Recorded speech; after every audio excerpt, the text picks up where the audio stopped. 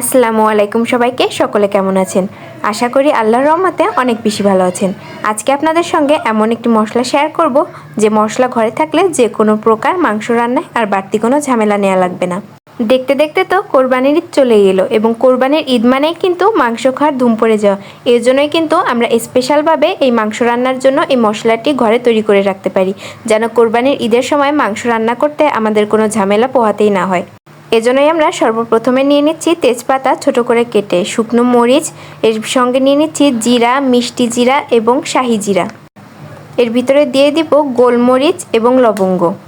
এখানে সব কিছুই কিন্তু পরিমাণ মতো ব্যবহার করতে হবে। দিয়ে দিলাম বড় এলাচি এবং ছোট এলাচি, দিয়ে দিলাম জয়িত্রী, দিয়ে দিব দারচিনি ছোট করে ভেঙে যেন ভাজতে সুবিধা হয়। পরে দিয়ে দিচ্ছি সাদা গোলমরিচ, একটি স্টার ফল এবং একটি জয়ফল।